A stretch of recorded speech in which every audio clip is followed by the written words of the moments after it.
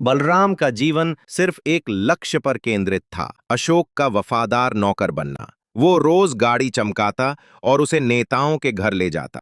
अशोक अक्सर भारी ब्रीफकेस लेकर चलता, जिससे बलराम समझता कि ये रिश्वत का काम है। अशोक बाकी मालिकों से अलग था। वो खुले विचारों वाला था और शायद बलराम को सिर्फ नौकर नहीं मानता था।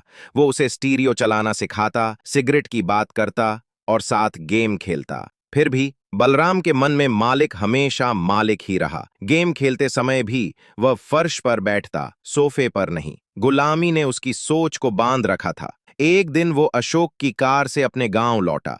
लोगों के चेहरे हैरानी से भरे थे, लेकिन दादी और बड़ा भाई बिल्कुल भावहीन थे।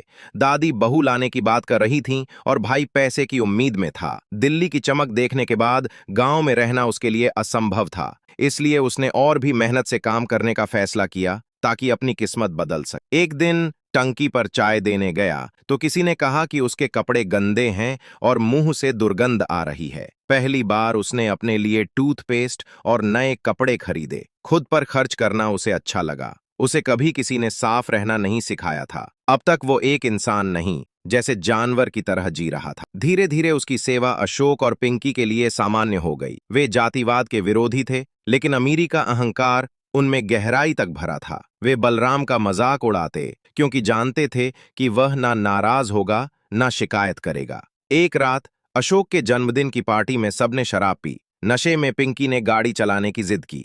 गाड़ी तेज रफ्तार में एक बच्ची से टकरा गई। पिंकी और अजय घबरा गए और पुलिस को बुलाने की सोचने लगे, लेकिन बलराम ने उन्हें रोक दिया। वो नहीं चाहता था कि मालिक पर कोई मुसीबत आए। भारत में गरीब बच्चों को अक्सर कोई नहीं पहचानता। शायद उस बच्ची को मरते हुए किसी ने देखा भी नहीं। घर लौटकर बलराम ने कार से खून के धब्बे साफ कर दिए, जैसे कुछ हुआ ही नहीं।